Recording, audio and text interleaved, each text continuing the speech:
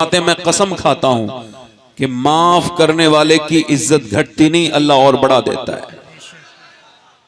तो माफी देंगे इंशाअल्लाह, अपने भाई को जाकर के माफिया मांगेंगे, दिल तो किसी से गंदा नहीं करेंगे। दिल को माफ करने वाला अपने ऊपर बोझ नहीं रखता। ये हसद करने वाला, दुश्मनी करने वाला, ये अपने आग में खुद जलता है। मैं खुद हूं अपने आप के पीछे पड़ा हुआ, मेरा शुमार भी तो मेरे दुश्मनों में है। आदमी अपने आप को परेशान करता है। बिल्कुल माफ करना सीखें। सैयदना मौला कायनात मौला अली आवाज देते हैं, फला यहां आओ, गुलाम अंदर है, नहीं आया। आवाज दी फला यहां आओ, नहीं आया। आपने फिर आवाज दी फला यहां आओ, नहीं आया। आप अंदर गए, देखा आराम से लेटा है। और मैं तुमको आवाज दे रहा हूं, काम है, आए क्यों नहीं? कहा हुजूर बड़ा थक गया था, मैं लेट गया था। कहा फिर मैं आवाज दे रहा हूं। कहा फिर मैंने सोचा हुजूर मेरा आका अली है, कोई जालिम थोड़ी है, आप तो मुझे माफ कर ही देंगे। तो मैंने कहा थोड़ी देर और लेटा रहूं। आवाज मैंने सुनी, अनसुनी इग्नोर कर दी। मौला अली फरमाते तुम मुझसे ऐसी उम्मीद रखते हो? जी। पर मैं आज के बाद मैं तुम्हें आजाद करता हूं अल्लाह के नाम पर। आजाद करना छोटी बड़ी बात नहीं है। अगर उस जमाने की बात होती तो आपने बहुत जोर से सुभान अल्लाह कहा होता। मैं समझ रहा था सुल्तानपुर के लोग तो अब सेल्फ स्टार्ट हो गए होंगे, मगर यहाँ भी सब धक्का पलटी चल रहा है। जो जरा जोर से बोलो सुभान अल्लाह। लो अब मैं कह रहा हूं तो आप बोल रहे हैं। ये बताओ सुभान अल्लाह कोई हल्की फुल्की बात है क्या? नहीं। आपको लगता होगा सारे मौलाना कह रहे हैं तो चलो कह दो, इन्होंने भी कह दिया। किसी के कहने से उलमा कोई हल्की बात कहते नहीं है। और वैसे ये बात इतनी भारी है, आप इसे हल्के में ना ले जाएं। मेरे नबी फरमाते हैं ये सुभान अल्लाह जबान पर हल्का है मगर मीजान पे भारी हो जाएगा।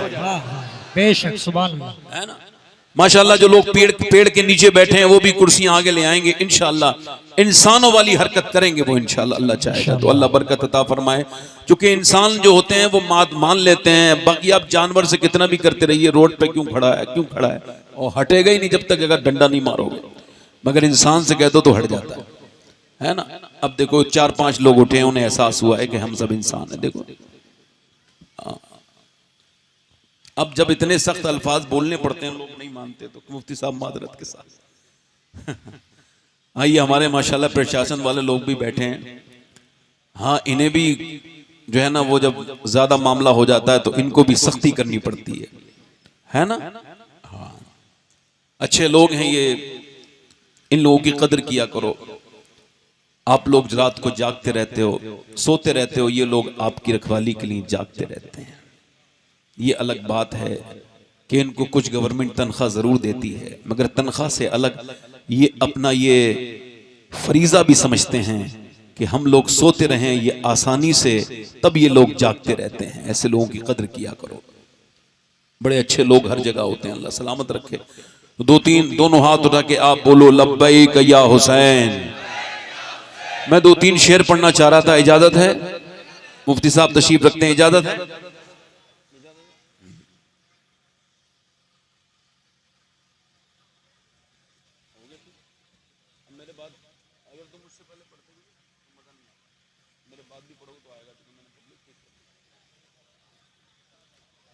पीछे जो लोग बैठे हैं आगे आ जाएं।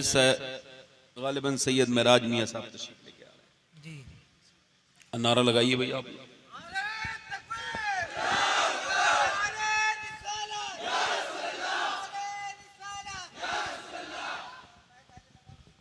नारे तकबीर, नारे रिसालत, उलमाए अहले सुन्नत, औलादे नबी, औलादे गौसे आज़म, औलादे मौलाए कायनात, नारे तकबीर, नारे रिसालत।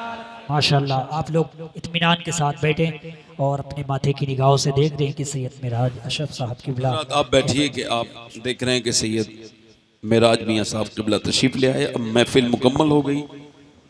हजरत को मुझसे ज्यादा आप लोग जानते हैं और बड़ी बाबरकत खानदान से ताल्लुक है।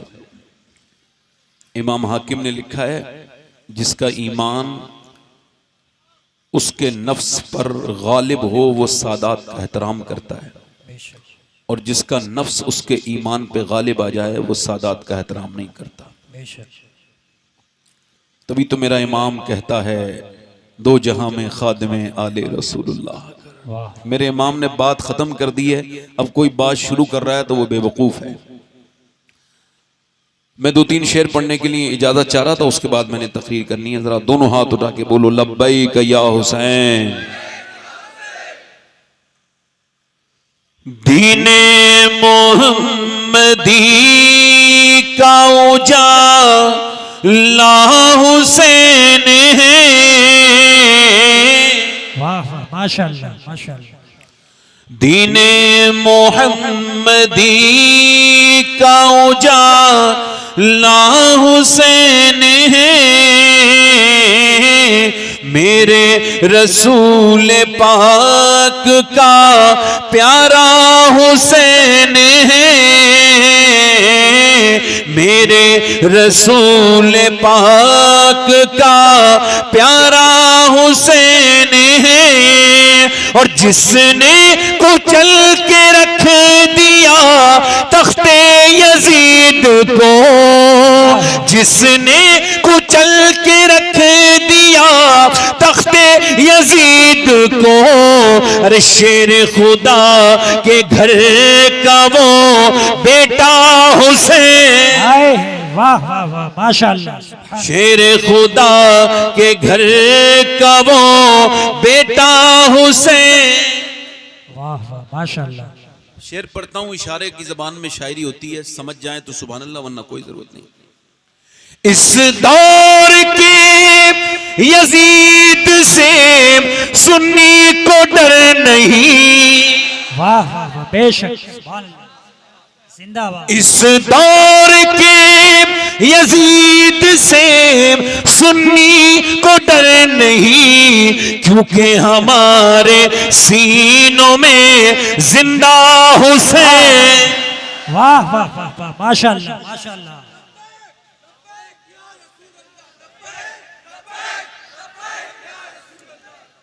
मेहरबानी, थोड़ा वक्त कम है। क्योंकि हमारे सीनों में। वाह वाह।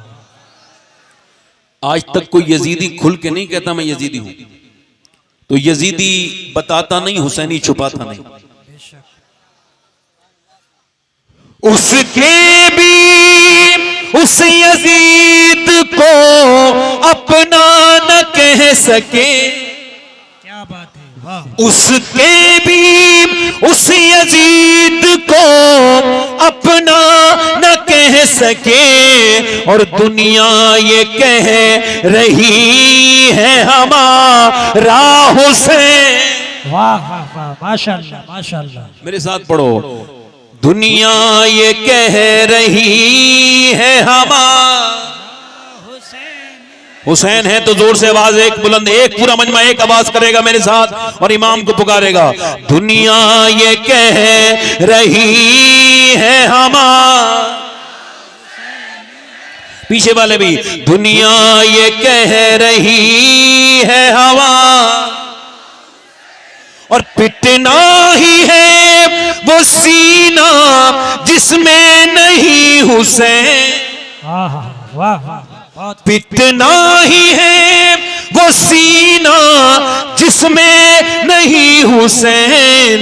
हम आशिकों के सीनों में आका हुसैन। वाह वाह, माशाअल्लाह माशाअल्लाह। या रसूलुल्लाह। देखो हम हैं अहले सुन्नत। कौन है बोलो, कौन है? अहले सुन्नत। और हमारे इमाम ने हमें बताया, और उनका ये शेर के अहले सुन्नत का है बेड़ा पार असहाबे हुजूर। अगर कोई कश्ती में चल रहा हो रात के वक्त और सितारे उसको नजर ना आए तब भी बर्बाद, और अगर तूफान आए कश्ती ना मिले तब भी बर्बाद। ठीक है, जब किसी जाहिल और बदबख्त ने यह कहा था माज़अल्लाह, नबी पाक का नसीब कितना अच्छा है, सब कहो माज़अल्लाह। ऐसी बातों का जिक्र इस वजह से जरूरी है इस दौर में, ताकि लोगों को पता चले हमारी शनाख्त क्या है, हम कौन हैं, हमारा अकीदा क्या है, हम किसके फॉलोवर हैं, ताकि इस फुरफतन दौर में ये बात वाज़े रहे, हक साबित रहे। अब उस बदबख्त ने ये कहा कि नबी पाक का नसीब कितना अच्छा है, वो खारजी था, कि उनको कितनी अच्छा उनका नसीब है कि उनको अबू बकर और उमर जैसे गुलाम मिले। माज़अल्लाह, ये उस बदबख्त ने कहा। तो फिर एक रावजी ने ये कहा, रावजियों ने, कि भाई हाँ नसीब तो अच्छा है, मगर इस वजह से कि अली जैसे दामाद मिले और फातिमा जैसी उनको बेटी मिली, इस वजह से नसीब अच्छा है। मेरे इमाम ने बरेली से कहा ये दोनों बातिल हैं और ये दोनों अकायद बिल्कुल खराब है। हमारा अकीदा ये है नसीब तो अबू बकर का बहुत अच्छा है, इस वजह से कि उसको मेरे मुस्तफा जैसा आका मिला है, और नसीब फातिमा सैयदा का अच्छा है कि नबी पाक जैसे उनको वालिद मिले हैं। हम जो मानते हैं सिहाबा को, वो सिहाबा की वजह से नहीं, मुस्तफा की वजह से मानते हैं। हम जो अहले बैत को मानते हैं तो मुस्तफा जाने रहमत की वजह से मानते हैं।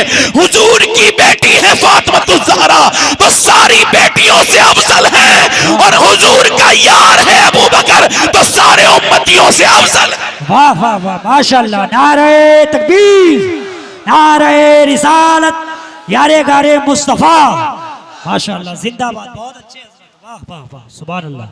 हम ये नहीं मानते, ये मानते हैं कि सहाबा और अहले बैत महफूज हैं खता से, मगर ये नहीं मानते कि वो मासूम हैं।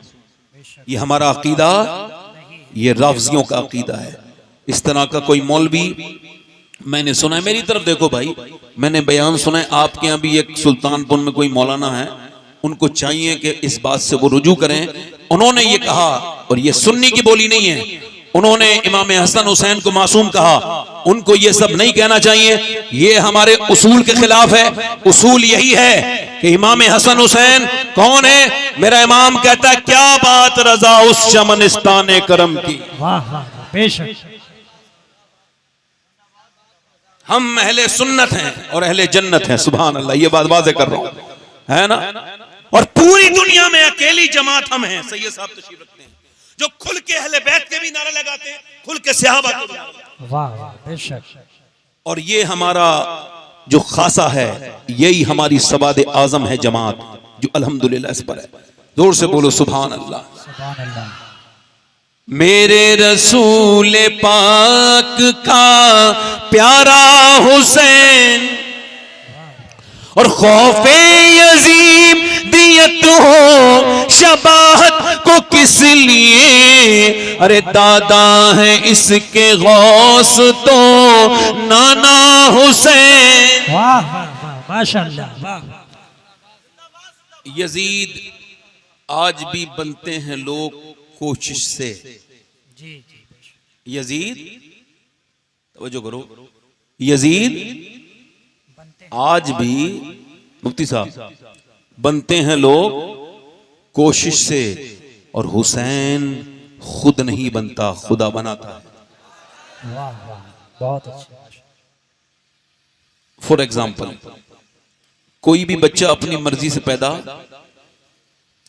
किसके यहां पैदा होना है उसको खबर? अगर ऐसा होता तो गरीबों के घर बच्चे पैदा, मजदूरों के घर बच्चे पैदा, बिल गेट्स के बच्चे पैदा होते, एलन मस्क के बच्चे पैदा होते, वो मियां अडानी अंबानी के घर होते। गरीबों के घर कौन बच्चा पैदा होना पसंद करता? किसी गरीब के घर। मगर ये कुदरत है कि बच्चा अपनी मर्जी से अपना बाप नहीं चुन सकता, अपनी माँ नहीं चुन सकता, अपनी बहन नहीं इंतखाब नहीं कर सकता, अपने भाई का इंतखाब नहीं कर सकता, अपने नाना का इंतखाब नहीं कर सकता, अपनी नानी का इंतखाब नहीं कर सकता। यही वजह है, किसी की माँ ठीक है तो बाप ठीक नहीं, किसी की बहन ठीक है तो भाई परेशान करता है, भाई ठीक है तो बहन परेशान करती है, नानी ठीक है तो नाना परेशान करता है, और नाना अगर ठीक है तो फिर नानी ठीक नहीं है। मगर कायनात में एक खानदान हुसैन का ऐसा है जिसे जिधर से देखो अल्लाह ने उसको लाजवाब ही बनाया। अल्लाह ने उसको भाई हसन मुश्तबा अता किए जो सारे जन्नती जवानों के सरदार हैं। अल्लाह ने उसको बहन सैयदा ज़ैनब अता की जो अपनी हम असर औरतों की सरदारा है। अल्लाह ने उसको सैयदा खदीजतुल कुबरा जैसी नानी अता की जो सारी उम्महातुल मोमिनीन की सरदारा है। अल्लाह ने उसको वालिदा सैयदा फातिमा ज़हरा अता की जो सारी जन्नती औरतों की सरदारा है, अल्लाह ने उसको वालिद अली अता किए जो सारे वलियों के सरदार हैं, और नाना मुस्तफा अता किए जो सारे नबियों के सरदार। वाह वाह वाह, माशाअल्लाह माशाअल्लाह। अफजल है कुल जहां में घराना हुसैन का। वाह वाह, पीछे वाले हाथ उठा के, अफजल है कुल जहां में घराना हुसैन का, अरे नबियों का ताजदार है नाना हुसैन का। माशाअल्लाह, वाह वाह वाह, बहुत अच्छे, माशाअल्लाह, वाह वाह। दिल लगा के बोलो, दिल लगा के बोलो। अच्छा ये बताएं आप, मैं आपसे पूछता हूं, ईको कम करो भाई, मैं आपसे पूछता हूं, क्या हुसैन यूं ही आ गए? इकबाल कहता है नहीं नहीं, हुसैन करबला में ऐसे ही नहीं आए। लोग कहते हैं, डॉक्टर इकबाल कहता है, लोग कहते हैं कि हुसैन इब्ने अली में करबला के मैदान में हक अदा किया। तो मैं इनसे कहता हूं, इसकी शुरुआत तो ये नहीं, इसका इब्तिदाइया तो ये नहीं, ये यहीं से तो बात शुरू नहीं हुई। ऐसे ना कहा करो कि हुसैन ने हक अदा कर दिया, बल्कि पूरी बात यूं कहा करो कि पहले अली ने बाप होने का हक अदा किया और फातिमा ज़हरा ने मां होने का हक अदा किया, फिर हुसैन ने करबला में अपने बेटे होने का हक अदा किया। वाह वाह, माशाअल्लाह। ये बताओ, किसी नाचने गाने वाले जो आदमी नाचता गाता हो, उसके घर पे कोई नेक बच्चा पैदा हो जाएगा? किसी इंस्टाग्राम पे अपनी जिंदगी बर्बाद करने वाले के घर कोई अच्छा बच्चा पैदा हो जाएगा? बताओ आप, किसी बेनमाजी औरत के घर, किसी ऐसी औरत के घर जिसको ना हया हो ना शर्म, कोई हयादार बच्ची आ जाएगी? इधर जो लोग बात कर रहे हैं, इनसे गुजारिश है, अल्लाह करे ये खामोश हो जाएं थोड़े वक्त के लिए। ये जितने इनके, ए भैया, ए बिल्ले वाले, इनसे कहो जरा, जो पीछे बात कर रहे हैं, बात ना करें, बात तकरीर करने दें, बात ना करें। आप ज्यादा उनको ना संभालें भाई, वो ठीक है, आप खड़े रहने दीजिए, जगह नहीं है आपके यहाँ। आप मेरी तरफ देख के बोले सुभान अल्लाह। मैं आपसे क्या बात कर रहा हूं मेरे भाई, जरा मेरी तरफ देखो। देखो, हो सकता है ये मेरी जिंदगी की आखिरी तकरीर हो सकता है ऐसा आप कह दो, हो सकता है, कह दो, हो सकता है। ये कोई गाली नहीं है, अपने बच्चों के साथ ये बातें किया करो। मौत को भूलने वाला नेक नहीं हो सकता। अल्लाह के रसूल सल्लल्लाहु अलैहि वसल्लम के सामने एक सहाबी का जिक्र हुआ, फला नेक है, फला नेक है। हुजूर ने फरमाया, तुम जिसका इतना जिक्र कर रहे हो, क्या वो नेक है? क्या उसकी महफिल में कभी मौत का जिक्र होता है? या रसूल अल्लाह, नहीं। सरकार ने फरमाया, फिर वो उतना नेक नहीं जितना तुम समझ रहे हो। हजरत सैयदना हुज़ैफा कहते हैं, नबी पाक ने मुझसे इरशाद फरमाया, आओ जरा गरीबों के पास चलते हैं और गरीबों से मिलके आते हैं। मैं हुजूर के पीछे पीछे चला। या रसूल अल्लाह, गरीबों से क्या मुराद है? सरकार के दो आलम सल्लल्लाहु अलैहि वसल्लम कब्रिस्तान की तरफ तशरीफ लेकर के गए और फरमाया, ये गरीब हैं, इनके पास कोई मिलने नहीं आता। इन कब्रिस्तान वालों को देखो, इन मरने वालों को देखो, कोई इनका अजीज नहीं आता, कोई इनका रिश्तेदार नहीं आता, कोई इनसे आकर के नहीं पूछता तुम्हारा क्या हाल है। और आज भी हाल आप देखें, हमारे भी यही है। ऐसा लगता है कोई मर जाए तो इसके साथ हम भी मर जाएंगे, मगर ये ड्रामा ज्यादा दिनों तक लोग चला नहीं पाते। फिर उसी घर में, जिस घर से जवान का लाशा निकला होता है, उसी घर से कुछ दिनों के बाद फिर नाचने और गाने की आवाजें भी आ रही होती हैं, उसी घर में ये हुड़दंगेबाजी भी हो रही होती है। मैं आपसे अर्ज करता हूं मेरे भाइयों, ये जिंदगी की आखिरी तकरीर अगर मेरी हो सकती है तो आप में से कोई नौजवान, अल्लाह सबको लंबी उम्र दे, ऐसा हो सकता है कि ये आखिरी तकरीर सुनने के लिए आया हो। इस वजह से आज के इस हुसैन के पैगाम हुसैन से, शहीद आजम प्रोग्राम से अपनी जिंदगी को थोड़ा बहुत बदल के जाओ, ताकि कल कयामत के दिन इमाम आजम की, इमाम अली मकाम की आप बारगाह में हाजिर हो तो वो आपका हाथ पकड़ के अपने नाना से आपकी शफाअत कराएं और ये इरशाद फरमाएं, अर्ज करें, मेरे नाना, ये वही बंदा है जिसने आपके नवासे की महफिल में बैठ के गुनाहों से तौबा किया था। अल्लाह ताला आपकी इस बात को जरूर कबूल फरमाएगा। ऐ मेरे दोस्तों, इस वक्त बदलने का है, दौर बदलने का है। ये दौर ऐसा नहीं है जैसा जिस दौर की तरफ आप देख रहे हो, दौर बड़ी बड़ी तेजी के साथ अपना रुख बदल चुका है। सुनो मेरे दोस्तों, ये आखिरी तकरीर अगर मेरी हो सकती है तो यहाँ कोई बंदा जरूर ऐसा वो बैठा होगा जो आखिरी तकरीर सुन रहा हो, जो कि 22 साल का एक नौजवान दिल्ली में फिल्म देख के बाहर निकला है सिनेमा घर के, और उसने फिर अपने कानों में गाना लगाया और हेडफोन लगा के चल रहा है। अब उसको मौत आ गई। मौत इतनी भी मोहलत नहीं दे रही है कि वो अपनी बाइक रोक ले और रोक करके वो अपनी बाइक रोक ले और रोक करके वो कानों से वो अपना हेडफोन हटाए और फिर तौबा करके, मगर नहीं, मौत ने उसको ये मौका दिया ही नहीं कि वो अपनी बाइक रोक सकता था। हालांकि उसकी एक्टिंग से, उसकी अदाकारी से, उसके एटीट्यूड से नहीं लगता था ये मरेगा, मगर वहीं पे दिल का दौरा पड़ा, बाइक खड़ी भी नहीं कर सका, गिर गया, मौत ने उसे वहीं गिरा लिया। और फिर वो जो समझता था मैं अपने घर जा रहा हूं, वो घर ना जा सका। वो फिर पोस्टमार्टम हाउस गया और पोस्टमार्टम हाउस के बाद उसकी लाश को चीरा गया, फिर उसको सिया गया और उसके बाद वो अपने घर आया, उसके बाद कब्र के अंदर चला गया। मैं सारे नौजवानों से पूछता हूं, वो जो फिल्म देख देख के मरा था, अब वो जब कब्र में आंख खोलेगा, नबी पाक का दीदार होगा, तो क्या वो दीदार करने की हिम्मत जुटा पाएगा? बताओ, कल है दीदार का दिन, आज यहां आंख बेकार है, क्या होना है? मेरे नौजवानों को खा गया मोबाइल की तन्हाई, इंस्टाग्राम, फेसबुक, इसे बर्बाद कर दिया। ओछे के हाथ में खिलौना आ गया, इसने अपनी जवानी बर्बाद कर दी।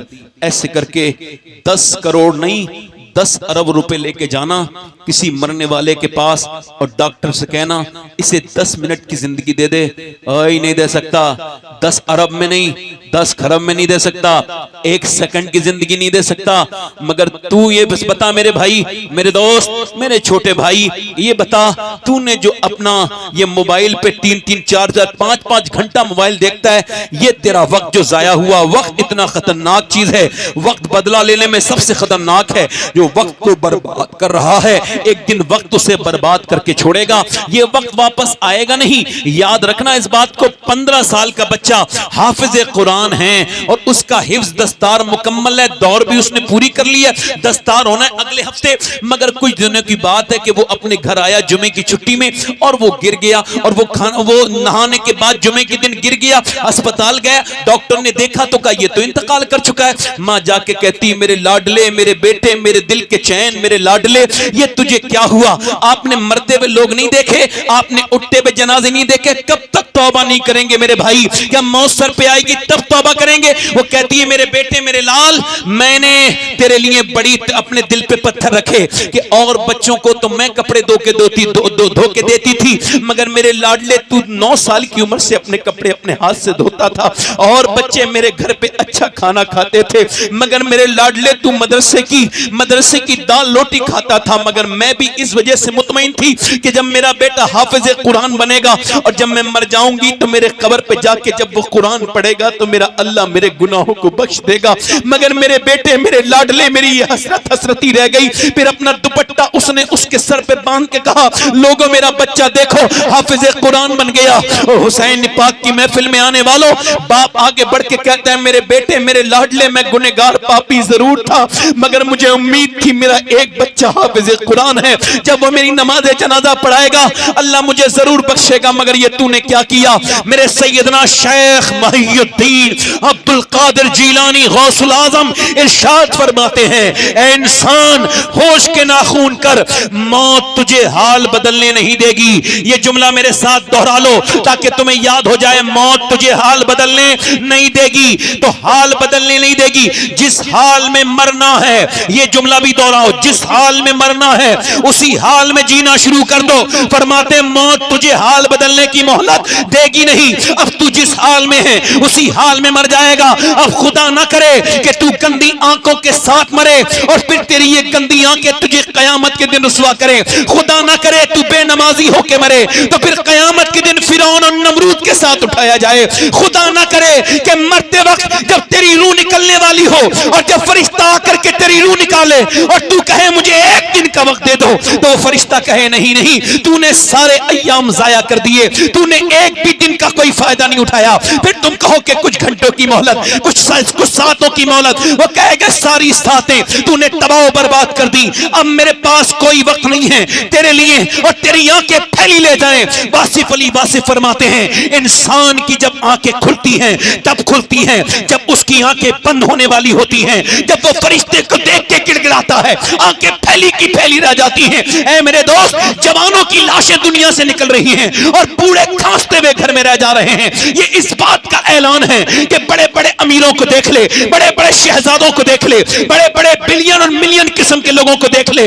देख ले उन अजीम शान बादशाहों को, किसी को मौत ने नहीं छोड़ा। बड़े बड़े शायर दुनिया से चले गए, बड़े बड़े शयूख दुनिया से चले गए, न किसी आलिम को छोड़े। जिस हाल में जी रहा है उसी हाल में मरेगा। तो तू क्या गंदी तस्वीरें देख के मरना चाहता है? बता, दिल पे हाथ रख के बता, तू छुप के लोगों से किए जिसने गुनाह, वो खबरदार है क्या होना है? क्या ऐसे मरना चाहता है? नहीं नहीं, ऐसे न मर, बल्कि अपने रब से तौबा करके मर। ऐसा न मर के मरते वक्त कोई तुझे कलमा पढ़ाए, तुझसे कहे कलमा पढ़, फिर भी तुझे कलमे की तौफीक ना हो। कि एक सहाबी रसूल है, उसके सामने मेरे नबी पाक तशरीफ रखते हैं और उसको कलमे की तलकीन करते हैं, फिर भी वो कलमा नहीं पढ़ पाता।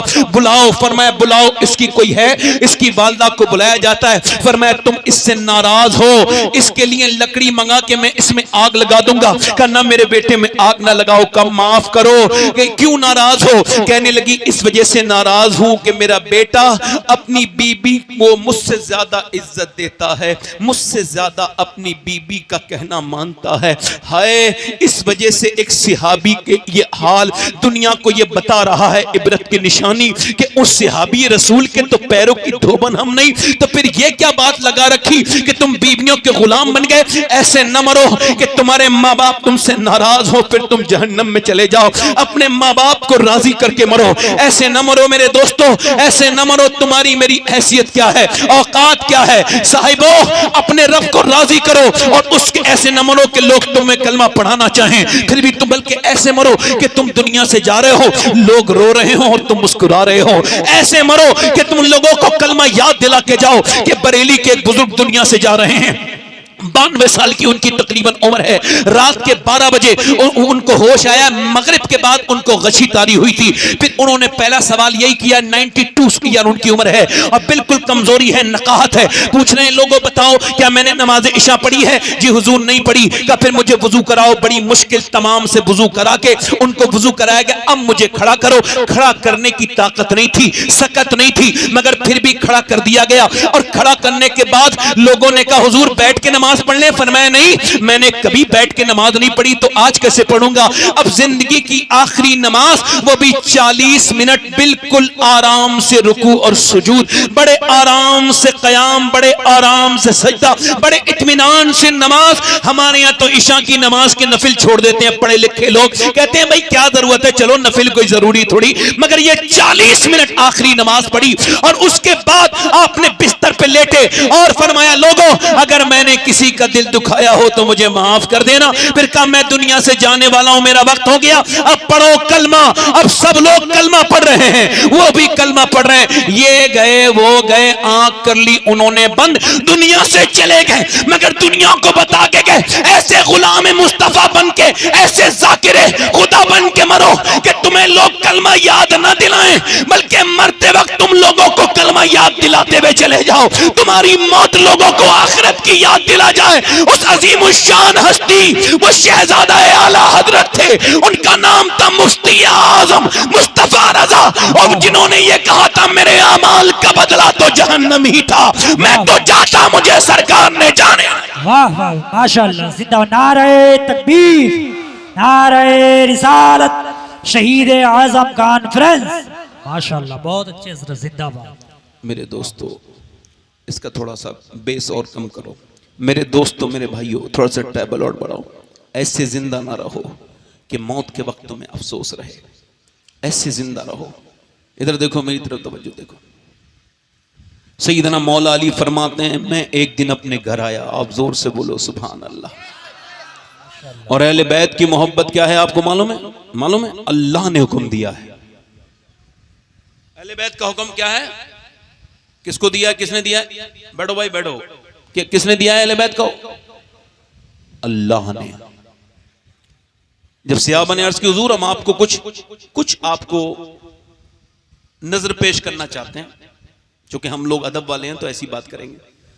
तो अल्लाह ने फरमाया महबूब अब इसे मना कर दें, मुझे अपनी तबलीग पर तुमसे कोई उजरत नहीं चाहिए, बल्कि मेरे अहले बैत की मोहब्बत, मेरे कुराबत वालों की, जल्दी बोलो, हसन की, हुसैन की, अली की, सैयदा की।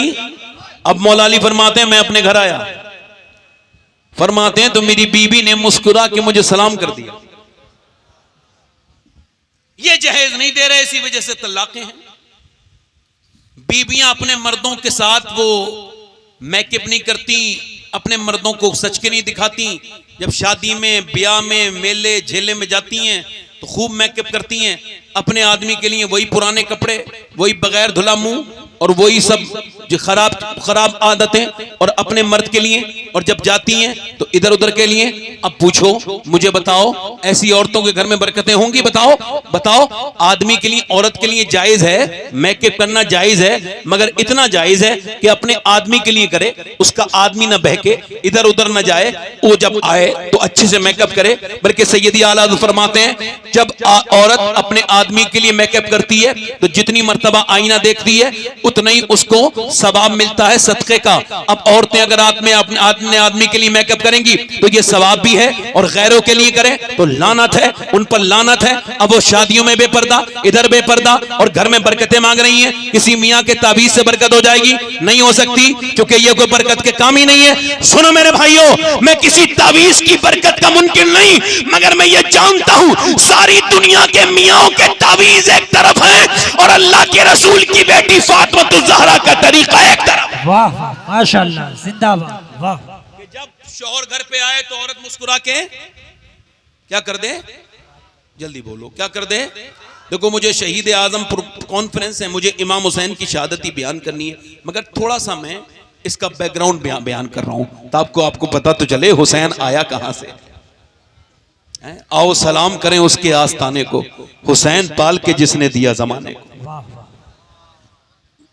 मौला अली फरमाते मैं अपने घर आया, मेरी बीबी ने मुझे मुस्कुरा के सलाम कर दिया। सुभान अल्लाह, सुभान अल्लाह बोलो। हाय हाय हाय। फरमाते मैं अंदर गया, मैंने कहा फातिमा मुझे भूख लगी है। तवज्जो करें, वो कहने लगी अच्छा पानी पेश कर दिया। मैंने कहा प्यास नहीं लगी, भूख लगी, और मैंने पानी तो पी लिया। फिर आवाज दी फातिमा खाना लाएं, नहीं आई। फिर आवाज दी खाना लाएं, नहीं आई। फिर आवाज दी सैयदा खाना लाएं, नहीं आई। मैं अंदर गया। इतना ऊंचा अखलाक अगर आपने कहीं देखा हो तो मुझे जरूर बताइएगा, जो हुजूर की बेटी का अखलाक है, अल्लाह के रसूल की बेटी के। मौला अली फरमाते मैंने आवाज दी, अंदर से रोने की आवाज आई। मैं अंदर गया, मैंने जाके देखा दोनों आलम के मालिक मुख्तार की बेटी, जिनका चेहरा हुजूर की तरह, बोले हुजूर की तरह लगे, मुस्कुराएं तो नबी की तरह लगे। सहाबा कहते हैं हमने अर्ज की या रसूल अल्लाह आप सबसे ज्यादा किससे मोहब्बत फरमाते हैं? फरमाया मैं अपनी बेटी फातिमा से मोहब्बत करता हूं। हुजूर के दिल का चैन, सैयदा खातून जन्नत फातिमा ज़हरा की आंखों में आंसू। मौला अली फरमाते हैं अरे आपसे मैंने खाना मांगा, आप रो रही हैं, क्या बात है? कहने लगी मुझे अफसोस है कि मैं अपने शोहर को खाना नहीं दे पा रही हूं, इस वजह से रोती हूं। कहा क्यों? कहा जब आप घर से गए थे ना तो कई दिन का फाका था, आज आप घर में आए हैं ना तो कई दिन का फाका है, बस इसी वजह से मुझे अफसोस है कि मैं अपने शोहर को खाना नहीं दे पा रही हूं। हजरत अली कहते हैं मैंने उनसे कहा आपने मुझे बताया नहीं? तो कहते हैं उन्होंने ऐसी बात कही कि मैं खड़ा था तो बैठ के रोने लगा। मैंने पूछा आपने मुझे बताया नहीं? तो फरमाया मेरे सरताज अब्बा ने फरमाया था ए फातिमा मेरी बेटी अली से वो मत मांगना जो उनके पास मौजूद ना हो। मौला अली कहते हैं मेरे दिल का हाल वो जानती थी, मेरे पास कुछ नहीं था, मैं नीचे को बैठ गया और रोने लगा। और फिर सैयदा भी रोई। मैंने कहा इतनी आप क्यों रोती हैं? फरमाने लगी आप तो चले गए थे, मेरे अब्बा के घर में 16 दिन से चूल्हा नहीं जला। मौला अली कहते हैं अपने बच्चों की भूख सुनी मैं बेकरार नहीं हुआ, अपने घर का फाका सुना मैं बेकरार नहीं हुआ, मगर नबी पाक की जब ये बात सुनी तो मैं चला मजदूरी करने के लिए चला। इधर देखो अगर कोई मजदूर यहाँ बैठा हो तो आज के बाद जब मजदूरी करने जाए तो जरा दिल खोल के जाए, और शर्मिंदा होके नहीं जाए, बल्कि सर उठा के जाए। और जब कोई पूछे क्या बात है तो कहते भाई मैं मजदूरी करने जा रहा हूं, और ये मजदूरी करना अली की भी सुन्नत है और ये मेरे नबी की भी सुन्नत है। और आज के बाद कोई मजदूर का बेटा अगर यहाँ बैठा हो तो वो अपना दिल थोड़ा ना करे और ये बिल्कुल भी हेजिटेशन का शिकार ना हो, और अपने बाप का नाम बताने में, उसका काम बताने में वो शर्माए ना, बल्कि खुल के बताए। जब कोई पूछे तेरा बाप क्या करता है तो कहे मेरा बाप मजदूर है, और अल्लाह का शुक्र है मेरे बाप ने मुझे हराम का नहीं खिलाया, अपने खून पसीने की कमाई खिलाई है। मौला अली मजदूरी करने के लिए निकले हैं। आज के जमाने में लोग हाई फाई वो है जो हराम का खाना खाता है, वो हाई फाई नहीं है। जो धोखा दे के खाता है वो हाई फाई नहीं है। जो किसी को झूठ बोल के खाता है वो हाई फाई नहीं है, बल्कि अल्लाह की बारगाह में इज्जत वाला वो है जो मेहनत की कमाई खिलाता है। मेरे नबी फरमाते हैं जो मजदूरी करता है वो अल्लाह का दोस्त। वाह माशाअल्लाह, वाह बहुत अच्छा, सुभान अल्लाह, माशाअल्लाह। जल्दी बोलो वो कौन है, जल्दी बोलो कौन है? अल्लाह का। मौला अली फरमाते हैं मैं अपने घर से निकला और फिर मैंने एक यहूदी से कहा कोई बाग में आपका कोई काम, उसने कहा एक खजूर दूंगा, कुएं से पानी निकालो और पानी दो एक खजूर को, एक खजूर के पेड़ को एक खजूर दूंगा। कहते 17 डोल निकाल पाया, भूखा था मैं। फिर मैंने 17 खजूर ली, अजबा हाथ पे रखी, मैं खुद भूखा, मेरे बच्चे भूखे, मगर मैं अपने घर नहीं गया। हुजूर की बारगाह में या रसूल अल्लाह ये हाजिर खिदमत है खजूर। हुजूर ने फरमाया अली सुनो, तुम्हारी बीबी फातिमा भूखी हैं, हसन और हुसैन भूखे हैं, उनके लिए नहीं लेके गए? मैंने अर्ज किया रसूल अल्लाह हसन से ज्यादा, हुसैन से ज्यादा, फातिमा से ज्यादा अली आपसे प्यार करता है। नबी ने दोनों हाथ उठाए, दुआ की, अल्लाह मैं अपने अली से राजी हूं, तू भी मेरे अली से राजी हो जा अल्लाह। फिर हुजूर मेरे घर गए, कि तेरे घर जाके खाएंगे। हुजूर ने गुठलियां निकाली, अपने नवासे हसन के मुंह में एक खजूर दी, फिर एक हुसैन के मुंह में। दोनों बच्चों ने नाना को देखा, दोनों बच्चे नाना को देखते हैं और नाना बच्चों को देखते हैं। अल्लाह के रसूल की बेटी अपनी आंखों में आंसू लाती है। सरकार फरमाते ना बेटी, ना मेरी बेटिया, बिल्कुल दिल थोड़ा ना करना। फातिमा एक फरिश्ता आया था, उसने मुझे ये पैगाम सुनाया है कि अल्लाह ने हसन हुसैन को जन्नती जवानों का सरदार बनाया है और मेरी बेटी तुझे जन्नती औरतों के सरदार। वाह वाह माशाअल्लाह माशाअल्लाह, सुभान अल्लाह, वाह बहुत अच्छी हज़रत। मौला अली फरमाते हैं 3 दिन मेरे घर में हुए थे। एक हमारे यहाँ मामला है, मेरे घर में 3 दिन का फाका था। सखावत सुनो, अगर कोई सैयद है तो 2 सीन उसके अंदर जरूर होंगे, एक तो सखावत का सीन, दूसरा सजदे का सीन, क्योंकि दोनों खातून जन्नत से मिले हैं। अच्छा, दुनिया के सारे मर्द औरतों की झगड़े होते हैं, ये ला के दे दो, वो ला के दे दो। मौला अली फरमाते हैं मैंने फातिमा ने से पूछा कभी आप मुझसे कुछ क्यों नहीं मांगती? तो वो कहने लगी मुझे मेरे अब्बा ने ऐसी तालीम दी है, अल्लाह के अलावा किसी और से मांगते हुए शर्म आती है। अब हमारी बेटियों कोई मसला हो जाए तो इधर जाएंगी उधर जाएंगी, कोई प्रॉब्लम होंगी इसके घर उसके घर उसके घर, इधर जाएंगी उधर। मगर हुजूर की बेटी कहीं नहीं जाती थी, घर में मुसल्ला बिछाती थी। कभी जन्नत से कपड़े आते थे, कभी जन्नत से जोड़े आते थे, कभी जन्नत से खाने आते थे। मौला अली फरमाते हैं 3 दिन का मेरे घर में है फाका। मेरी बीबी फातिमा ने मुझे दी है चादर अपनी और कहा इसको बेच के आ जाएं। कहते मैं गया, दिल नहीं चाहता था मगर गया और उसको बेच दिया। चादर को 6 दिरहम की बिकी। दिरहम होता है चांदी का, जल्दी बोलो पूरा मजमा काय का होता है? 4। कहते मैंने 4 दिरहम 6 दिरहम का बेचा और मैं अपने बच्चों के लिए जौ वगैरह लेके जाने के लिए, अपना खाने के लिए तैयारी करने लगा।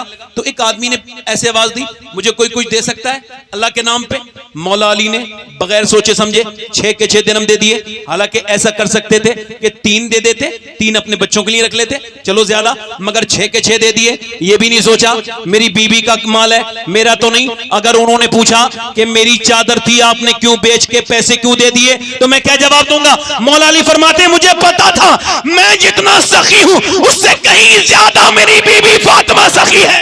वाह वाह माशाअल्लाह माशाअल्लाह, वाह। कहते मैंने दे दिया। दिल लगा के बोलो, कहते मैंने दे दिया, तवज्जो है कि नहीं? फरमाते हैं मैंने दे दिया, और देने के बाद फिर मैं आगे बढ़ा। एक ऊँटनी वाला बड़ा ही खूबसूरत, उसका चेहरा बड़ा खूबसूरत और उसकी ऊँटनी बहुत खूबसूरत। मैंने उसने मुझे देखा, कहा अली ये ऊँटनी खरीदोगे? मैंने कहा मेरे पास तो पैसा है नहीं, तो कैसे खरीदूं? तो उसने कहा मैं आपको उधार दे दूंगा। कहा ठीक है, उधार ले लिया।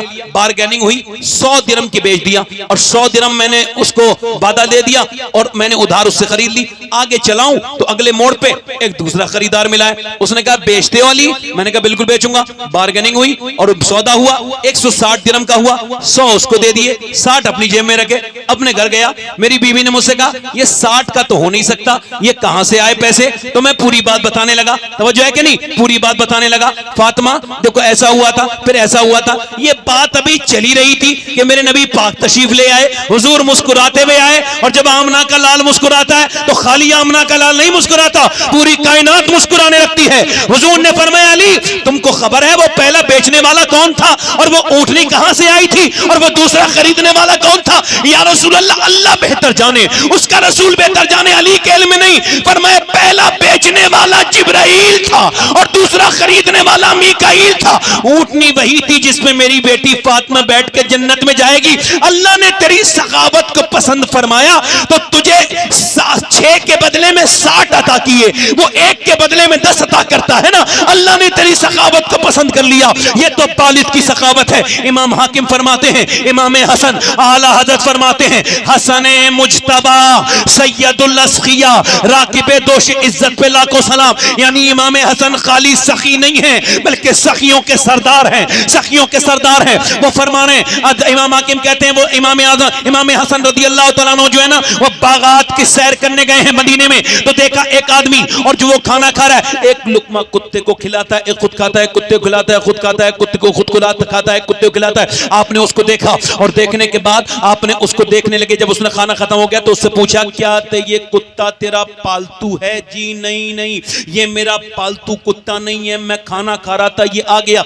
इसने मुंह से मुझे देखा, मैं समझ गया ये भूखा है। मेरे वालिद साहब फरमाते थे, यानी मैं अपनी बात कर रहा हूं, मेरे वालिद साहब फरमाते थे कि कुत्ता भी भिखारी होता है, उसके पास झोली नहीं होती मगर होता भिखारी है। जब तुम्हारे दरवाजे पे आया करे कुछ ना कुछ दे दिया करो। हजरत इमाम हसन ने उससे कहा अच्छा। कहने लगा फिर मैंने इसके साथ एक लुकमा दिया तो इसने फिर मुतालबा किया, मैंने इसके साथ खाना खा लिया, बस और कोई बात नहीं। आपने फरमाया ये बाग में क्या करते हो? जी मैं नौकर हूं। और क्या मतलब तुम गुलाम हो? जी मैं गुलाम हूं। किसके? पूरी एड्रेस लिया। आप बहुत सा माल लेकर के गए और उसे भी पता चल गया उसके मालिक को हसन आ रहे हैं, उसने भी ज्यादा पैसे बताने की प्लानिंग बना ली। आपने पूछा वो गुलाम तुम्हारा है? जी। उसको आजाद करोगे, कितने पैसे लोगे?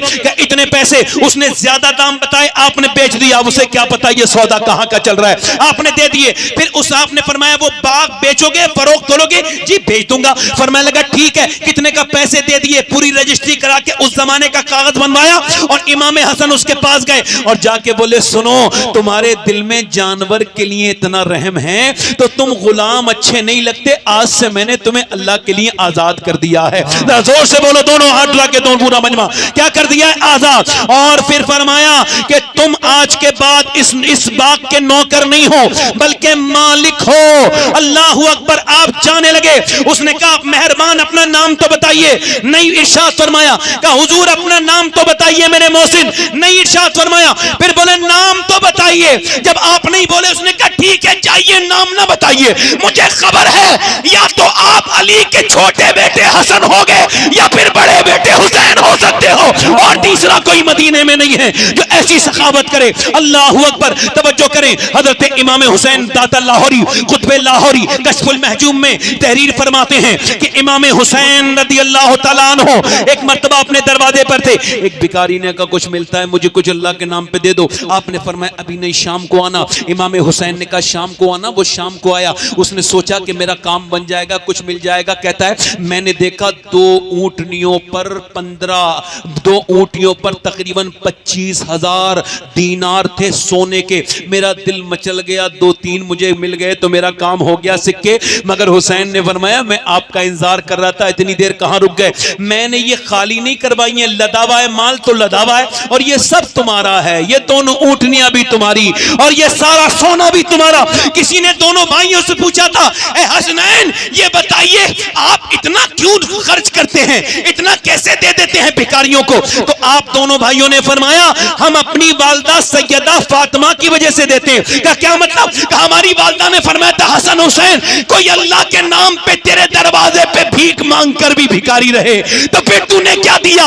एक बार में भिखारी को इतना दे दे कि वो भिखारी न रहे बल्कि उसका हाल बदल जाए, वो गनी हो जाए। मेरा इमाम बरेली से बोला मादूम न था साया शाह सकलैन, उस नूर की जलवागाह थी ज़ाते हसनैन। तमसील ने उस नूर के 2 हिस्से कर दिए, आधे से बने हसन आधे से हुसैन। वाह वाह माशाल्लाह माशाल्लाह सुभान अल्लाह। ए नौजवान बैठ जाओ, बैठ जाओ। दिल लगा के बोलो, जब रील चलाते हो तो बेटे तुम्हें बिल्कुल भी कोई हाजत नहीं होती। आज रील नहीं है तो समझ रहे हो यहाँ ढील है? नहीं, जोर से बोलो सुभान अल्लाह, दोनों हाथ उठा के बोलो सुभान अल्लाह। अच्छा अब बताओ, अब मैं बात को करबला की बयान करूं? जल्दी बोलो। करबला तो हमारे खून में है। हाँ, करबला वो दास्तान है जो हुसैन ने नेज़े पे चढ़ के सुनाई। माशाल्लाह। करबला वो हक की आवाज है जो गर्दन कटने के बाद भी खामोश नहीं हुई। अच्छा सुनो, ऐसा अजीम शान इंसान हुसैन ऐसे घटिया यजीद के हाथ पे बैत कर सकते थे? यजीद ने कहा भाई मैं हाकिम बन गया, रूलिंग पार्टी का आदमी तो मजबूत होता है ना। उसने कहा भाई देखो मेरा हुसैन से कोई झगड़ा नहीं है, बस हुसैन मेरे हाथ पर बेअत कर ले। क्या कर ले? बेअत है मुझे, यही तो नाम, बेअत कर ले, बाकी नमाज पढ़ाएं कुछ करें मुझे कोई मतलब नहीं, बस बेअत कर ले। इमाम को बुलाया गया, गवर्नर ने बुला के कहा हुसैन यजीद का मुतालबा है बेअत आप करें, तो आपने मना नहीं फरमाया। नहीं, सिर्फ मना नहीं किया बल्कि फसीह और फसाहत और बलागत के साथ एक जुमला इरशाद फरमाया जो कयामत तक के लिए उसमें इतनी वुसअत है कि अगर इंसान सोचने बैठ जाए तो खुदा की कसम उसकी वुसअतों के समंदर के वो तह तक नहीं जा सकता। इमाम हुसैन ने फरमाया कि मेरे जैसा यजीद जैसे की बेअत नहीं कर सकता। इसका मतलब साफ है जो हुसैन के जैसा होगा यजीद के जैसे की बेअत कयामत तक नहीं कर सकता। वाह बेशक हक है। और यजीद कैसा था? यजीद था शराबी। अब जो हुसैन जैसा होगा वो शराब को हाथ नहीं लगाएगा। यजीद था जानी, अब जो हुसैन जैसा होगा वो जिना नहीं करेगा। इमाम ने फरमाया, तवज्जो चाहता हूं, आपने मदीना छोड़ने का इरादा कर लिया। अच्छा हाजी साहब को रोते हुए देखिए मदीने से निकलते वक्त। हमने पूछा हाजी साहब क्यों रो रहे हैं? अभी तो सिर्फ 6, 7, 8, 10 दिन हुए थे आपको मदीने में। कहने लगे पूरी जिंदगी दुआ मांगी थी, या अल्लाह मदीना दिखा दे, आज मदीना छोड़ने का वक्त है। तो हजरत रोना आता है सैयद साहब। मैंने कहा चलें, आपको तो एक अशरे में 10 दिन के अंदर ये हाल है, 8 दिन के अंदर ये हाल है। ये बताइए जरा कि जिसने 52-53 साल तकरीबन मदीने में गुजारे, जिसने आंखें मदीने में खोली, जब उसने मदीना छोड़ा होगा, आज अल्हम्दुलिल्लाह सरकार मखदूम अशरफ जहांगीर सिमनानी रदी अल्लाह तआला अन्हु का उर्स मुबारक भी है। ऐसी बुलंद पाया शख्सियत, ऐसी बुलंद पाया कि बादशाह थे तो जन्नतुल बकी शरीफ में हाजिरी के लिए गए। फुकहा ने लिखा, हमारे सूफिया ने लिखा कि जब जन्नतुल बकी शरीफ में तशरीफ लेकर के गए तो आवाज आई हुजूर की बेटी की तुरबत से, ए मेरे बेटे अशरफ, एक दिन मौत आनी है, बस ये आवाज आई है, दुनिया को छोड़ दिया, तारिक को सल्तनत बन गए, सल्तनत को छोड़ के ऐसे बादशाह बन गए, बादशाह बदलते रहेंगे मगर मेरे मखदूम की बादशाहत खत्म नहीं हो सकती है। वो कल भी बादशाह थे, आज भी बादशाह हैं। हुसैन ने भी वही किया है, इमाम ने मदीने को छोड़ा है, और जितने भी इमाम ने मदीने को छोड़ा है, और मदीने छोड़ के आप मक्के आए। बहुत लंबा मेरे पास वक्त नहीं है, मगर मेरे दोस्तों मैं आपको आज बैठे रहिएगा, सांसें रोक लेना अपने, इमाम हुसैन की शहादत का ये वाकया जरूर सुन लेना। हो सकता है मेरे भाई मैं भी दिल खोल के बयान करूं, ताकि अगर इस बयान के बाद ही मेरी मौत आ जाए तो कम से कम इमाम मुझसे राजी हो जाएं, इमाम के नाना मुझसे राजी हो जाएं, उनके बाबा मुझसे राजी हो जाएं, मेरा रब मुझसे राजी हो जाए, ताकि मैं मकसद हुसैन की बात कर सकूं। इमाम हुसैन ने फरमाया यजीद शराब पीता है, मैं उसके हाथ पे बैत नहीं करूंगा, यजीद ज़ानी है, मैं उसके हाथ पे बैत नहीं करूंगा, यजीद जो है वो औरतों के नाच देखता है, मैं उसके हाथ पे बैत नहीं करूंगा। आज मेरे भाई के हाथ में अगर आज के बाद मोबाइल पे गंदी तस्वीर आ रही है, नाच गाना आ रहा है, तो अगर वो उसे हटाएगा और उस गंदी चीज को नहीं देखेगा तो खुदा की कसम उसके दिल में अजमत हुसैन होगी, उसके दिल में हुसैन की मोहब्बत होगी। और अगर उसकी आदतें वही हैं तो वो अपने आप को चेक करे, अपने आकर के जमीन में न झांके। इमाम हुसैन ने मदीना छोड़ा, फिर आपने जो है मक्का छोड़ा, और मक्का छोड़ने के बाद आप मदीना शरीफ, मक्का छोड़ने के बाद आप करबला शरीफ आ गए। आप जो है तो 2 मील पहले हुर बिन रियाही ने आपको, हुर ने रोक लिया, और जब हुर ने आपको रोका तो आपने पूछा ये कौन सी जगह है? कहा ये है करबला, ये है वादिये नैनवा, ये फुरात का किनारा है, पर मैं यहीं मैं शहीद होऊंगा। मेरे नाना ने यहीं की खबर दी थी, यहीं मैं शहीद होऊंगा। आज कोई अगर इमाम अली मकाम की मोहब्बत में किसी की आंखों में आंसू आए, मोहब्बत की बात कर रहा हूं, तो लोगों को ये मामले उल्टी सीधी बात करते हैं। मेरे नबी पाक के बारे में तो सरकारी हदीस शरीफ में आता है, इमाम हुसैन की शहादत के बारे में सैयदा उम्मे सलमा फरमाती हैं हुजूर की आंखों में बहुत आंसू थे। मैंने पूछा हुजूर आप क्यों रोते हैं?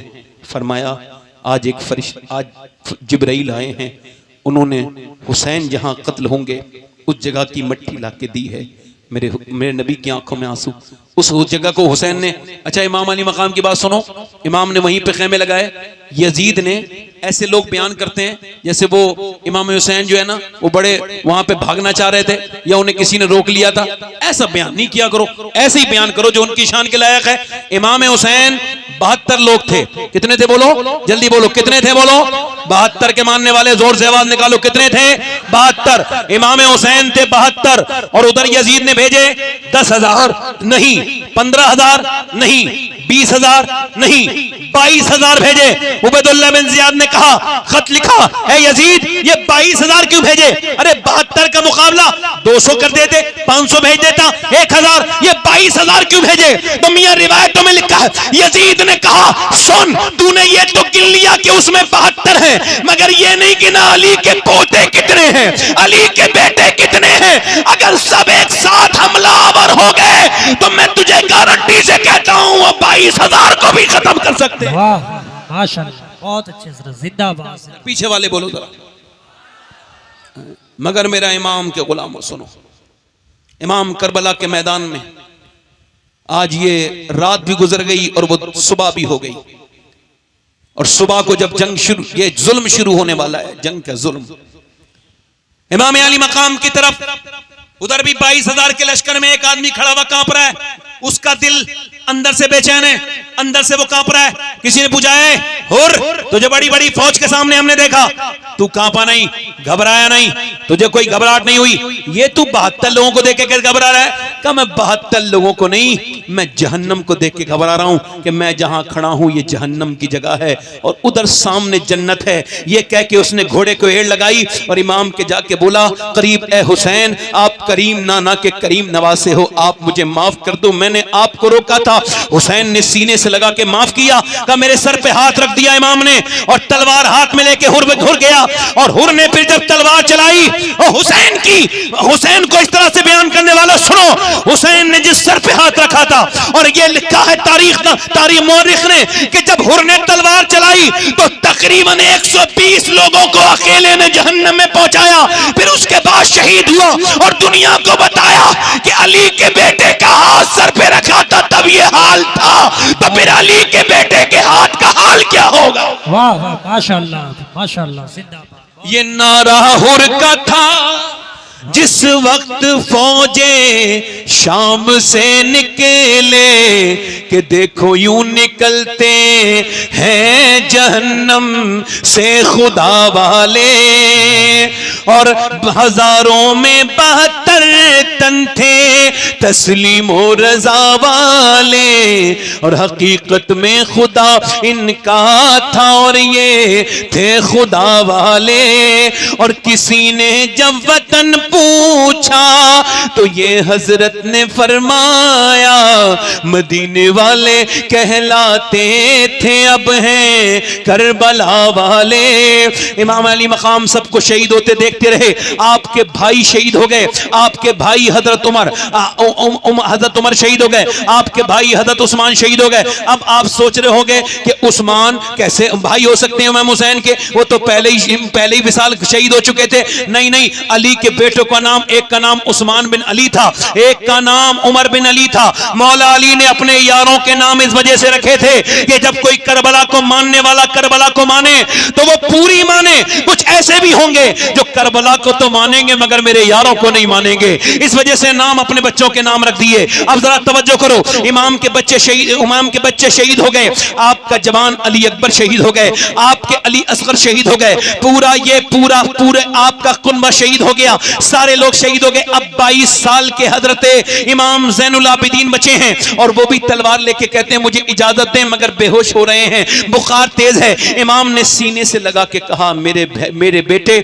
ऐसा करो, मेरे लाडले, मेरे बेटे, तुमसे मेरी नस्ल चलेगी, नाना के दीन के तुम मुहाफिज बनोगे, मेरे सीने से आओ, तुम्हें सारी मैं बरकतें दे दूं, अपनी सारी अमानतें दे दूं। फिर इमाम ने अपने बेटे से कहा तुम्हें अपने अपने अपने अपने घर वालों का ख्याल रखना है। उसके बाद आपने अपने सर पे इमामा बांधा और इमामा बांधने के बाद अपने नाना का जुब्बा पहना, हाथ में तलवार ली और इमाम चलने लगे। कहा ए उम्मे रुबाब अलविदा, अब मुलाकात मेरी और आपकी इंशाअल्लाह फिर आखिरत में होगी। और कहा ए शहरबानो, तुम्हारी मेरी मुलाकात आखिरत में होगी। फिर फरमाया ज़ैनब अल्लाह के हवाले करता हूं, पूरे घर को इन सबको ख्याल के साथ ले जाना और नाना की बारगाह में ले जाके कह देना, सारी बात सुना देना, जाकर के नाना को मदीने जाकर के सारी बात बता देना।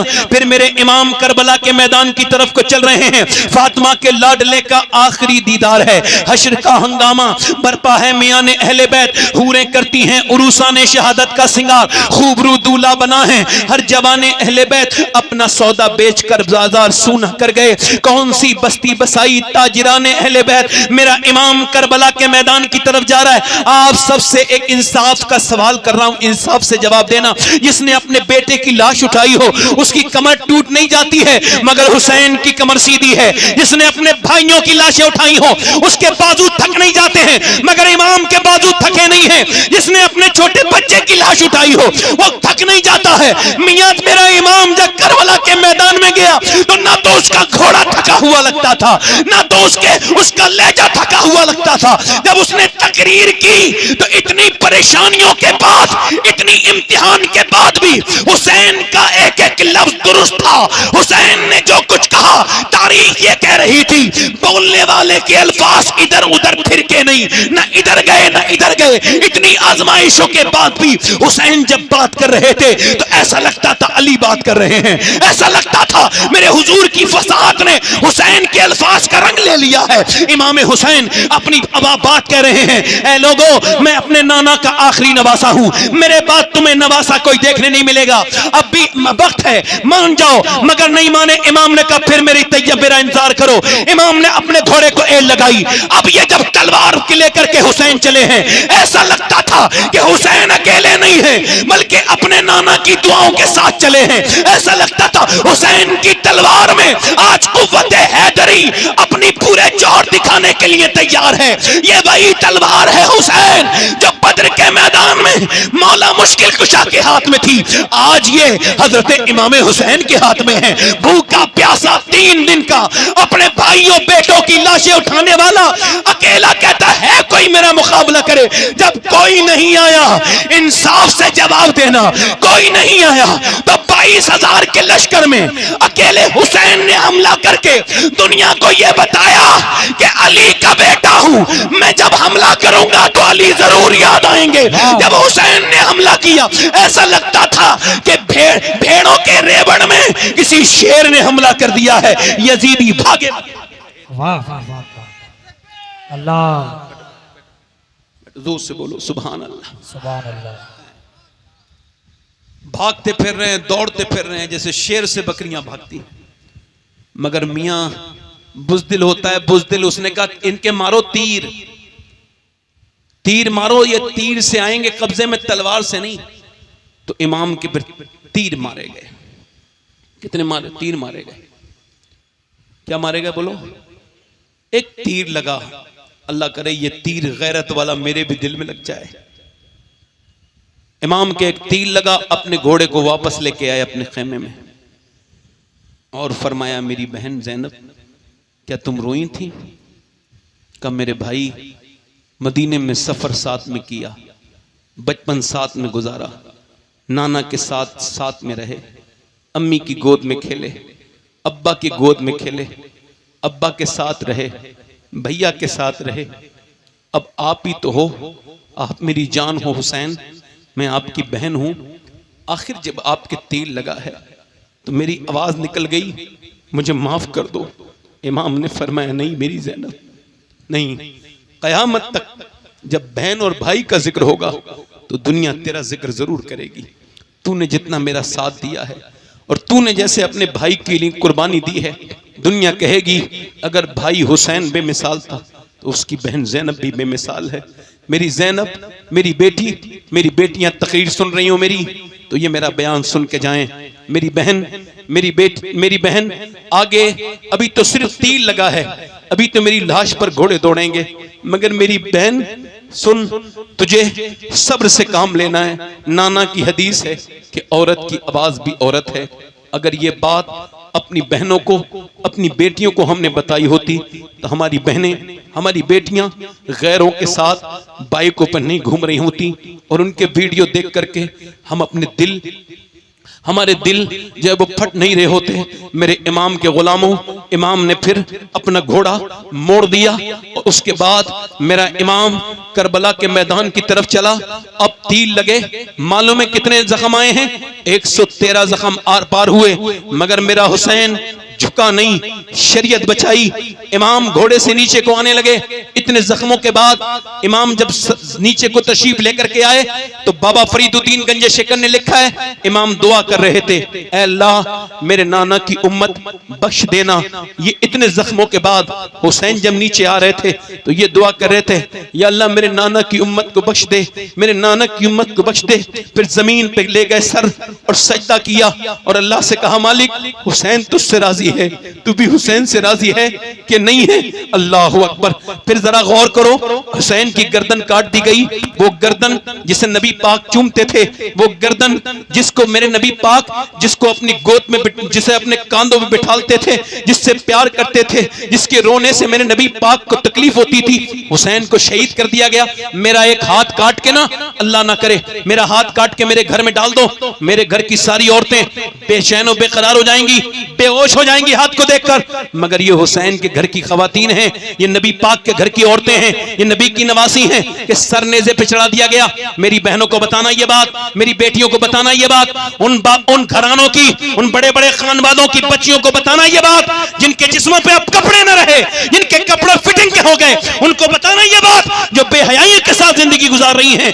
ये नबी पाक की नवासी की बात है कि जब नेज़े पे सर चढ़ा दिए गए और सारे नेज़े पर उधर सारे बच्चों के सर, बच्चों के जिस्म, सारे जवानों के जिस्म जब करबला के मैदान में है, बगैर कफन के हैं, उनके ऊपर जब घोड़े दौड़ रहे हैं। इधर सैयदा ज़ैनब ने कहा, देखो नमाज कज़ा ना हो जाए, उधर देखो नमाज कज़ा ना हो जाए, सूरज डूब रहा है। ओ मेरी भतीजी चल नमाज की तैयारी कर।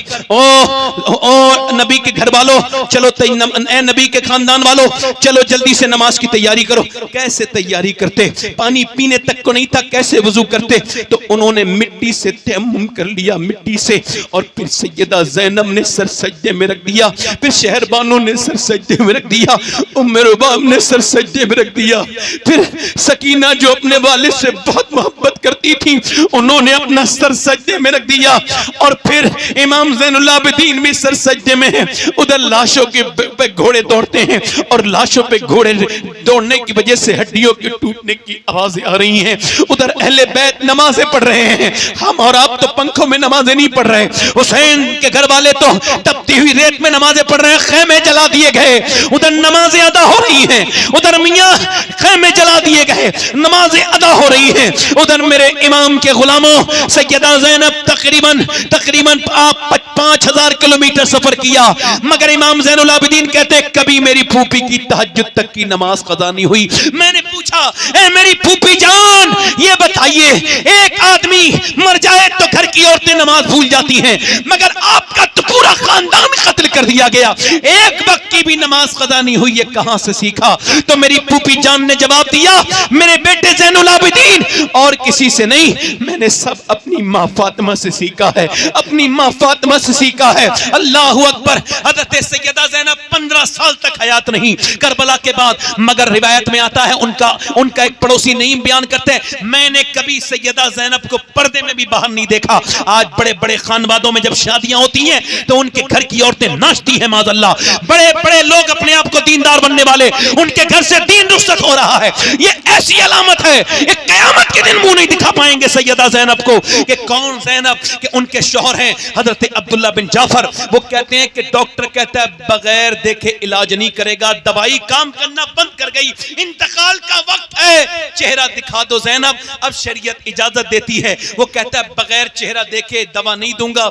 आपने फरमाया मेरा चाहे विसाल हो जाए मैं चेहरा नहीं दिखाऊंगी। का जायज है बीमारी में चेहरा दिखाना? का मुझे पता है जायज है, मगर मैं नहीं दिखाऊंगी, इस वजह से कि मैं अपने नाना की नवासी हूं, मैं अपने नाना की गोद में खेली हूं, मैं अली की बेटी हूं, फातिमा की बेटी हूं, मेरे भाई का नाम हसन हुसैन है। अगर आज मैंने अपने चेहरा दिखा दिया तो आने वाली वक्त की औरतों का क्या हाल होगा? आज फिटिंग का लिबास पहनने वाली बच्चियां, क्या हुआ? अल्लाह का शुक्र है, देखो मैं सैयद हूं, मगर फिर भी ये बात मैं अपनी नोट करा चुका हूं और इसकी वसीयत कर चुका हूं कि मैं मरूं तो मेरे कब्र में अगर फलस्तीन की एक लड़की का भी जूता मिल जाए तो मेरी कब्र में रख देना। कौन बच्चियां? जाके अल्लाह मुझे बख्श दे, मेरे कफन के ऊपर रख देना। वो बच्चियां जिन्होंने ये बयान दिया है, हम जब रात को सोते हैं तो बुर्का ओढ़ के सोते हैं। कहा क्यों? कहा इस वजह से सोते हैं कि जब बम गिरता है तो घर में से मलबे में से लाशें निकलती है, सुबह को हम ये सोच के बुर्का ओढ़ के सो जाते हैं कि जब सुबह को लाशें निकलें तो बेपर्दा नहीं होनी चाहिए, पर्दे में होनी चाहिए, ताकि क़यामत के दिन हुसैन के नाना से जब मुलाकात हो तो अर्ज कर दें या रसूलल्लाह 15,000 बच्चे हमारे शहीद हुए मगर हम बेपर्दा नहीं हुए थे, हमने कुरान नहीं छोड़ा था, हमारे घरों से कुरान निकल गया। करबला दो चीजों का पैगाम देता है। करबला कहता है कि नमाज नहीं छोड़नी है। इमाम हुसैन, करबला एक नवासे की दास्तान है, एक नवासी की दास्तान है। नवासा वो जिसने सजदा नहीं छोड़ा, नवासी वो जिसने पर्दा नहीं छोड़ा, नवासा वो जिसने कुरान नहीं छोड़ा, नवासी वो जिसने नबी का फरमान नहीं छोड़ा। ऐ मेरे भाइयों, आज करबला से तुमने क्या सीखा है? आओ मुसल्ले बिछा लो, आओ अपने रब को राजी कर लो। ओ नौजवानों, कल न कहना कि करबला बयान नहीं हुआ था, मैं साफ साफ बयान करके जा रहा हूं। शराब पीना यजीदी आदत है, शराब को हाथ ना लगाना ये हुसैनी आदत है। और सुनो, ये बेपर्दा रहना ये यजीदों का तरीका है, पर्दे में रहना ये हुसैनी तरीका है। सुनो, ये अपने दिल में बात रख लेना, हक सच बोलना ये हुसैनी आदत है, झूठ बोलना ये यजीदी आदत है। करबला का फलसफा ये है कि करबला तब तक जिंदा रहेगी। दुनिया में बड़ी बड़ी ट्रेजेडियां हुई, 10-10 हजार लोग एक साथ मारे गए, मगर लोग याद नहीं करते, मगर हुसैन को कयामत तक याद करते रहेंगे, क्योंकि हुसैन इस्लाम के लिए कुर्बान हुए हैं। जब तक इस्लाम रहेगा हुसैन की शहादत जिंदा। वाह माशाअल्लाह। मैं अपनी बात खत्म कर रहा हूं हजरत की मौजूदगी में, बस 2 मिनट की बात और। अगर हमने हुसैन, ये बताओ इमाम के जवान बेटे अली अकबर, उनकी रूह कैसे तड़पती होगी जब कोई नौजवान किसी बदनिगाही में मुलव्विस होता होगा। कैसे हुसैन की बेटे की रूह तड़पती होगी। मेरी बेटियां, मेरी बहनें जो नमाज नहीं पढ़ती, कल कयामत के दिन क्या जवाब देंगी उन बीवियों को जिन्होंने तलवारों के साए में नमाज पढ़ी। अल्लाह का शुक्र है कि हमें हुसैन मिले हैं, हम हुसैनी हैं। तो क्या हम सच सही मानों में हुसैनी नहीं बनेंगे? आओ तौबा करो, इससे पहले कि मौत आ जाए, इससे पहले कि ज़ाब्ता हयात मुनक़ता हो जाए, हम मौत की तरफ आ जाएं, उससे पहले तौबा करो। मेरे दोस्तों, मेरे भाइयों, आज तौबा कर लो। मैंने अपने इन हाथों से अपने बाप को भी कब्र में उतारा, अपनी माँ को भी उतारा, अपने कई रिश्तेदारों को उतार दिया। अब मेरे बच्चे, अगर मैं कहीं ठीक ठाक जगह मरा तो मुझे उतारेंगे, वरना जरा गौर तो करो कितने लोगों को पोस्टमार्टम रोज होते हैं। तुमने देखा है पोस्टमार्टम होते? नहीं देखा है ना? पूरा चीर दिया जाता है, पूरा चीर दिया जाता है। अल्लाह से कहो मालिक पोस्टमार्टम वाली मौत से बचाना, मेरे करीम हमें अपने अपने महबूब के मदीने में मौत अता करना। मेरे दोस्त, मेरे भाई, तुझसे जो बातें कहनी थी मैं कह चुका। एक औरत हजरत सैयदना मूसा अलैहि सलाम के जमाने में आई एक आदमी के पास और कहने लगी मुझे कुछ दे दे, मेरे बच्चे भूखे हैं। उसने कहा तेरे बच्चे भूखे हैं, मैं तुझे कुछ दे तो दूंगा, तू मेरे साथ एक रात गुजार लेना। उसने मैं अपना जिस्म बेचने नहीं आई, मैं गैरतमंद मुसलमान औरत हूँ, वापस चली गई। फिर जब बच्चे रोए अम्मा कुछ लाई, एक बच्चा बेहोश हो गया। फिर गई और जाके बोली जो तेरा दिल चाहे कर लेना, आज मुझे कुछ खाने को दे दे, मैं रात को आ जाऊंगी, वरना मेरे बच्चे मर जाएंगे, मैं मजबूर हूं। बच्चे खाना लेके गई, बच्चों को खाना खिला के आई, उसके कमरे में लेटी है, अकेली है, तन्हा है, कोई नहीं है। वो दरवाजा बंद करके आगे बढ़ रहा है, वो कांप रही है, वो आगे बढ़ रहा है, वो कांप रही है, वो आगे बढ़ता है, वो उसके हाथ लगाता है। जैसी उसके हाथ लगाया है पट पट टप टप आंसू गिरे।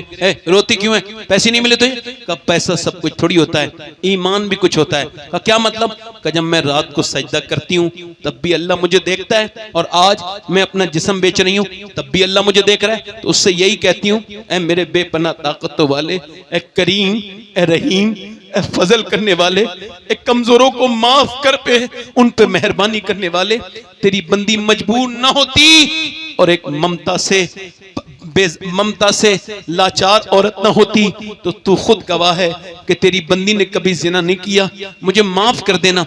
ऐसी रोई, ऐसी रोई, ऐसी रोई, रोई ऐसी वो कि उसके रोने से उसका दिल धुल गया। बोला जा, तूने मेरी आंखें खोल दी, इतनी परेशानी में अल्लाह से डरती है, ले पैसे ले, मैं तुझे अपनी बहन बनाता हूँ। वो तो चली गई, ये सजदे में जाके रोने लगा, अल्लाह मुझे माफ कर दे, अगर मेरे जैसा गुनहगार कोई नहीं तो तेरे जैसा करीम भी कोई नहीं, मुझे माफ कर दे। रोते रोते सो गया। सुबह को दरवाजे पे दस्तक हुई, कौन? दरवाजा खोलो, कौन? दरवाजा खोलो। दरवाजा खोला, कौन? तो सामने हजरत मूसा अलैहि सलाम खड़े थे। कहने लगे मेरा नाम मूसा है, अल्लाह ने तुझे सलाम भेजा है।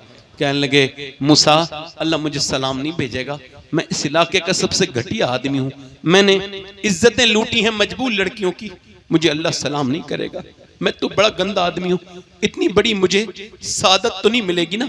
तो मूसा ने कहा तूने कोई नेकी की है? अलैहिस्सलाम कहने लगा हाँ। रात वाली बात बता के रोने लगा, मुंह पे हाथ रख के। मूसा अलैहिस्सलाम ने हाथ पकड़ के हटाया, सर पे हाथ रख के कहा सुन, अल्लाह ने मुझे भेजा है। और फरमाया मूसा मेरे बंदे से कहना वो जो रात छुप छुप के रो रहा था ना, उसके रोने को उसके अल्लाह ने कबूल कर लिया है, कबूल कर लिया है। आओ इससे पहले कि मौत आ जाए चलो हुसैनी बनते हैं। हाथ उठा के बताओ कितने लोग ऐसे हैं जो इमाम हुसैन के नाम पे जान दे सकते हैं? दोनों हाथ उठा के बताओ। बहुत मजमा है, हाथ नीचे कर लें। उलमा से नहीं, आप तो माशाल्लाह है, जो जान दे सकता है कुछ भी कर सकता है ना। यहाँ